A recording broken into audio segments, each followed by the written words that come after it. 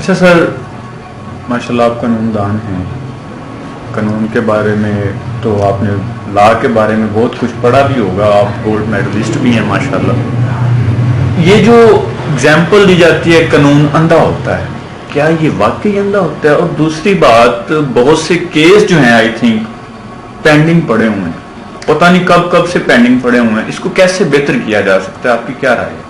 जी sir, कानून जहाँ तक अंधे होने की बात है ना जी, जब एक मुसलमान एक ईसाई के बनाए हुए कानून पे चलेगा ना तो वो अंधा ही होगा। सही, सिंपल सी बात है। वो ये कानून बनाए हमारे लिए गए ताकि हम आगे बढ़ ना सकें और लोगों को ऐसी झमेलियों में डाल दें कि लोग सारी उम्र पुलिस दे रहे हैं और मर जाए।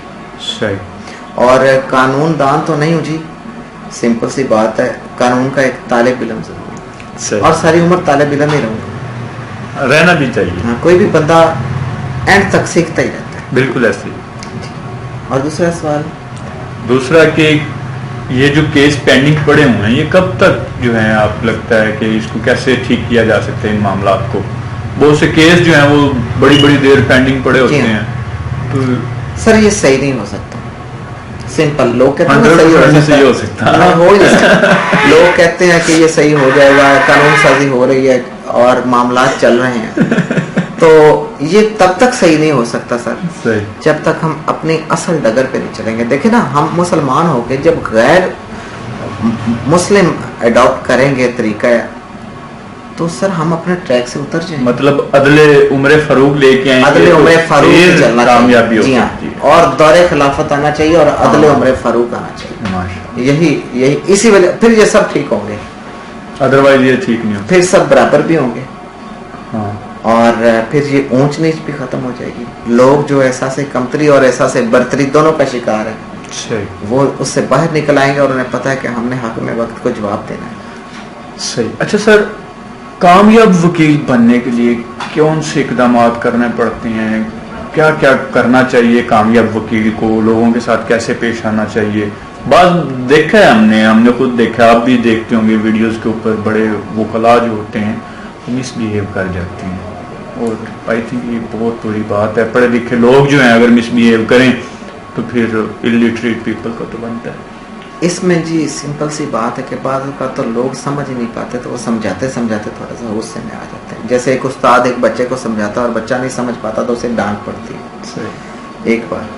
दूसरी बात यह है कि वकील मुहज़्ज़ब ही होते हैं। जिस दिन ये जल्द डिग्रियों वाले वकील ख़त्म हो गए ना, उस दिन तहजीब और तमद्दन भी आ जाएगा वकला में। जिस दिन प्रोफेशनल्स की इज्जत होनी शुरू हो गई और लोगों को पता चल गया कि हमने किस वकील के पास पर्टिकुलर जमा है, तो ये सारा सिलसिला खत्म हो जाएगा। कोई बदतमीजी नहीं करता, बिला वजह कोई नहीं करता।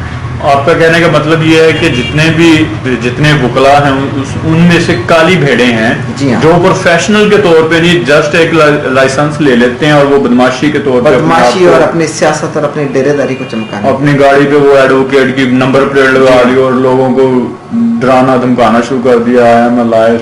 जी हाँ, और देख ले मुझे 18 साल हो गए, मैंने आज तक अपनी गाड़ी पे एडवोकेट नहीं लिखवाया। बिल्कुल ऐसे। और जो प्रोफेशनल होते हैं वो लगाते भी नहीं, और लगाते नहीं, आप गुफ्तगू से और अपनी पर्सनालिटी से पहचाने जाते हैं, शाइस्ता गुफ्तगू करें। और आप तो माशाल्लाह पर्सनैलिटी हैं। ये अल्लाह का करम है सर, और आपकी मोहब्बत है, वरना मैं तो इस लायक नहीं हूँ। आपकी वैसे एज क्या है? मेरी एज फिट रखा हुआ मैंने अपने आप को 44 ईयर्स। 44 ईयर्स। वैसे आप 44 ईयर्स के लगते नहीं हैं, और मैंने आपका बेटा माशाल्लाह अभी भी देखा है, वो मेरी उम्र का है। जी हाँ, ठीक है ना। तो अगर आपके बेटों को देखा जाए तो आप नहीं लगता कि आप 44 ईयर्स? सर मेरा बेटा मेरे साथ खड़ा हो तो लोग कहते हैं शायद ये बड़ा भाई है और ये छोटा भाई है। बिल्कुल, मतलब इस तरह करके ना, ऐसे ही लगता। तो ऐसा ये डिपेंड करता है सर, हम अपने आप को सेट कैसे रखते हैं। एक अल्लाह की मेहरबानी भी होती है। तो ये मेरा फिजिकल स्ट्रक्चर कुछ इस तरह से है, कुछ मैंने अपनी डाइट इस तरह से रखी हुई है कि मैं अपने आप को फिट रखूं, क्योंकि ज़्यादा खाने से तो वैसे भी अकल मोटी हो जाती, बंदा तो मोटा होना बड़ी दूर बहुत सही माइनर सी बात। जी, ये थे जी आज के हमारे बहुत ही खूबसूरत मेहमान जनाब चौधरी हमाद रज़ा एडवोकेट साहब। जैसा कि आप लोगों ने सुना, बहुत सी बातें थीं जो करने वाली बकाया रह गई थी, करना चाहते थे लेकिन टाइम की किल्लत की वजह से हम जो है वो मजीद प्रोग्राम को आगे नहीं बढ़ा सके। इंशाल्लाह फिर अल्लाह ने कभी मौका दिया तो हम आज साहब के साथ दोबारा बैठेंगे, बड़े अच्छे अंदाज में गुफ्तगू करते हैं, दिल को भा देने वाले अंदाज में जवाब देते हैं, बड़ी शाइस्तगी से पेश आते हैं।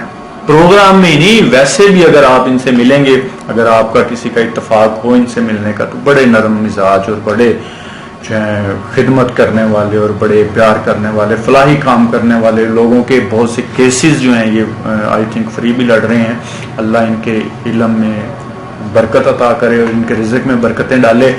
इंशाल्लाह आप मिलेंगे जी आपको अगली जुमेरात भेट टीवी पर आज सुफियान हबीब के साथ।